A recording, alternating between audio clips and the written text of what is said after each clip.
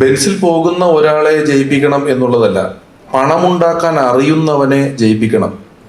അല്ലാതെ ഇവൻ ഇതൊന്നും ഇല്ല അതുകൊണ്ട് ഇവനെ ജയിപ്പിക്കണം എന്നാണ് ഞാൻ പറഞ്ഞത്. ഞാൻ കേട്ട പ്രചരണം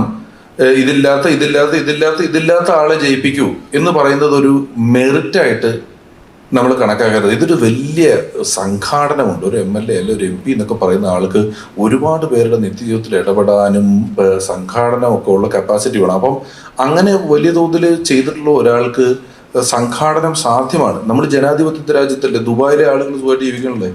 ദുബായ് രാജഭരണമുള്ള സ്ഥലമല്ലേ, രാജാവിന് 4 ഫ്ലൈറ്റ് ഇല്ലേ. അപ്പോൾ ഞാൻ പറഞ്ഞ വാച്യാർത്ഥത്തിൽ ഒരു പണക്കാരനെ ജയിപ്പിക്കൂ എന്നുള്ളതല്ല ഞാൻ പണം ഉണ്ടാക്കാൻ അറിയുന്നവനെ ജയിപ്പിക്കൂ എന്നുള്ളതാണ് പറഞ്ഞത്. 2, അവനും സാധാരണ ഉള്ള വിഷയങ്ങളെല്ലാം അറിയാൻ സാധിക്കും.